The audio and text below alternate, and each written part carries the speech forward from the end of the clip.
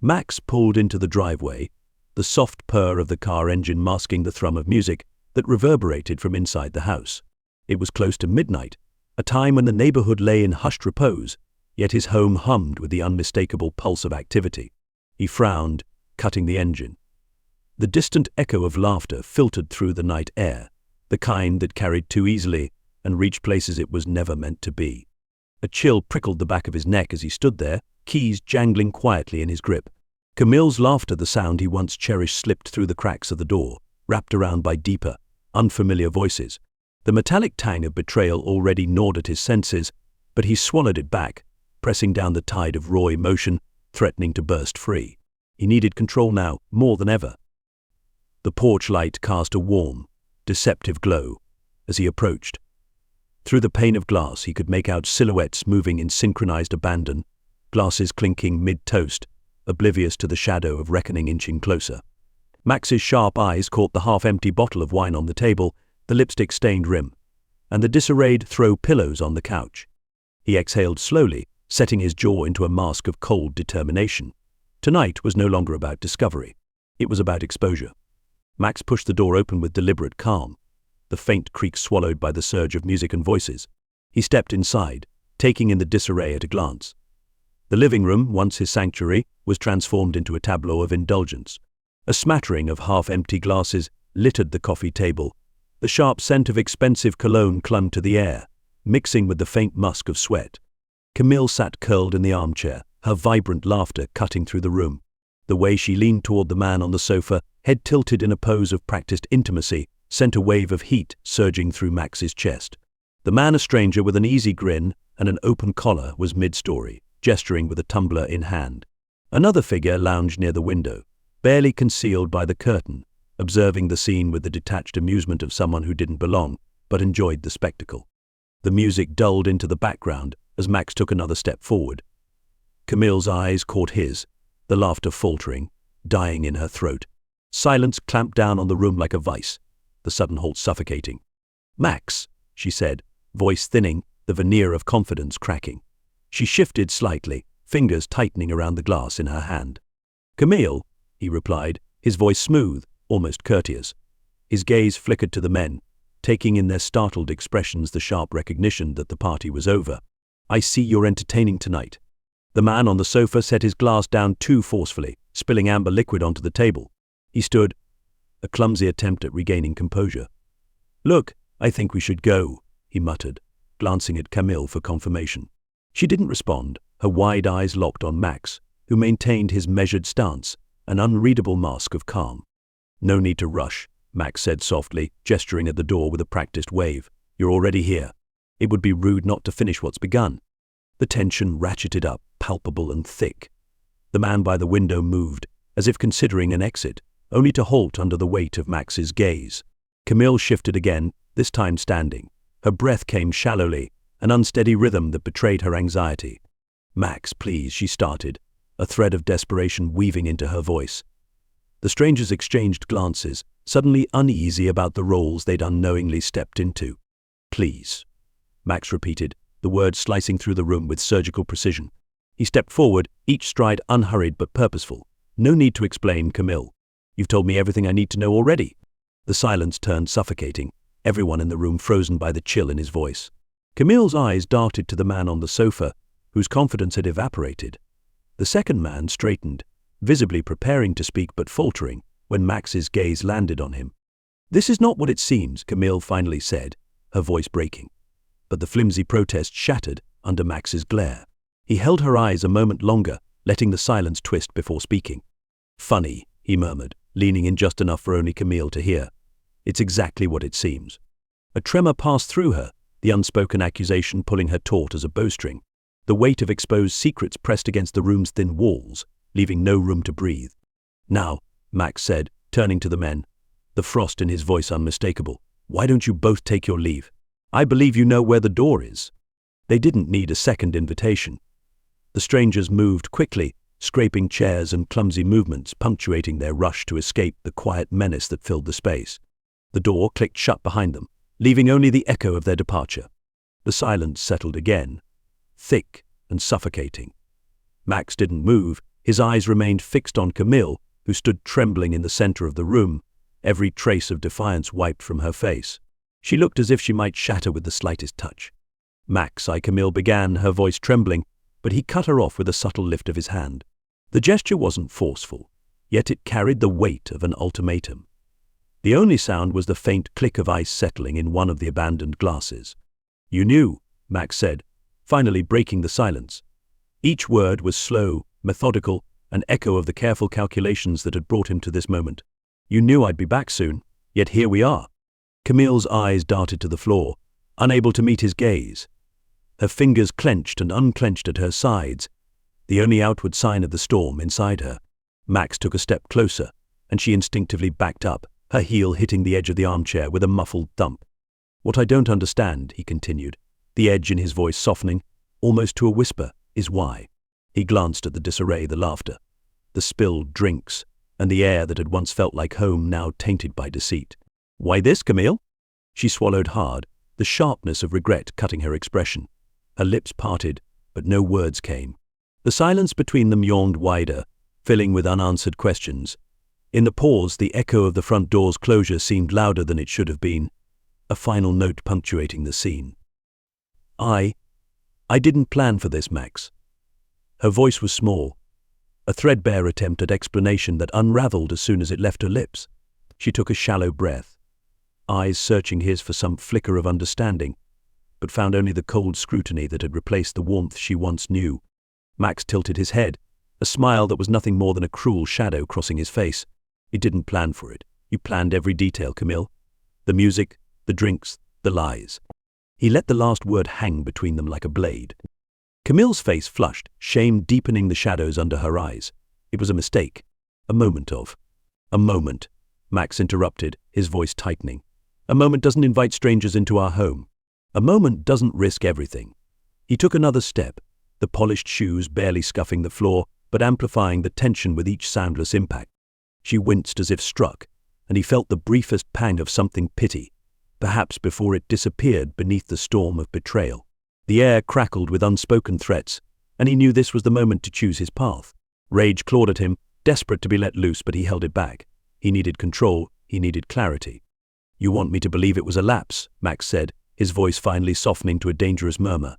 "But tell me, Camille, how many moments have there been?" Tears welled in her eyes, pooling along the lower rims, but refusing to fall. Her chest rose and fell erratically, the fight for composure lost. "I don't know," she whispered, the confession slicing the last thread of pretense between them. Max exhaled sharply, the finality settling in like a lead weight. "Neither do I," he said, the space between them now insurmountable. Camille flinched as the silence drew out, each second sharpening the air between them. The weight of her admission seeped into the corners of the room, coating every familiar object with an unbearable strangeness. Max took another step forward, closing the distance. She didn't move this time, rooted by the twin forces of guilt and fear. "When did it start?" he asked, his voice flat, devoid of emotion. The question was a formality now, a final note of clarity in the symphony of their unraveling. Camille hesitated, glancing away, but his unrelenting gaze drew her eyes back. "Months ago," she whispered, the words so faint they seemed to dissolve in the air. But they were there, out in the open, and they struck Max like a physical blow. He clenched his jaw, fighting against the tide of anger that threatened to drown him. "Months," he repeated, the echo making it real. The timeline slotted into place, bringing with it flashes of forgotten moments, missed calls, vague excuses, the hollow smile she had worn like armor. Each recollection tightened the vise around his chest. "It wasn't serious at first," Camille continued, desperate to explain what couldn't be justified. Her hands twisted together, pale knuckles stark against flushed skin. "I don't even know why—" She broke off, her voice cracking under the weight of useless words. Max's expression shifted, a flicker of pain ghosting across his face before it hardened again. "Not serious." His voice was sharp, cutting through the pretense like glass. "You don't bring not serious into our home. You don't let it poison everything we built." The accusation made Camille's eyes close, as if shutting out the sight of him would lessen the blow. But there was no escaping this moment, no hiding from the truth. When she opened her eyes again, a tear finally fell, tracing a line down her cheek. She wiped it away, a gesture that only emphasized her vulnerability. "I know I've destroyed everything," she said, each syllable heavy with regret. "I can't change what I've done, but I'm sorry, Max. Truly." "Sorry," he repeated, the words sounding foreign in his mouth. He looked past her to the framed photos on the wall, memories of vacations, birthdays, quiet afternoons. They mocked him now, relics of a life that no longer felt like his. The images blurred, and he realized with surprise that it wasn't just anger clouding his vision. "You know what's worse than this?" Max said, his tone softening in a way that made Camille's breath hitch. "It's that you let me come home to it. You didn't just betray me, you made it part of my world, part of us." She wanted to reach out, to close the impossible distance between them, but his rigid stance warned her off. "Please, Max," she murmured, voice breaking. "Let me make it right. Let me try." He exhaled, the sound heavy with exhaustion, and ran a hand through his hair. "You can't. Not now. Not ever." The room seemed to shrink around them, the walls pressing in as if to capture the weight of the moment. Turning away, Max walked to the window, his back to her, the cool night air seeping through the glass. "Leave," he said finally, his voice tight, almost a whisper. "Before I say something I can't take back." Camille stood frozen, the sting of his command reverberating through her. It wasn't the raised voice or the slamming door she'd feared. It was worse, his calm, his restraint, the measured way he had taken her betrayal and let it wrap around him like a shroud. This version of Max, so cold and untouchable, terrified her more than any outburst ever could. "I can't leave, Max," she said, her voice trembling as she defied the weight of his words.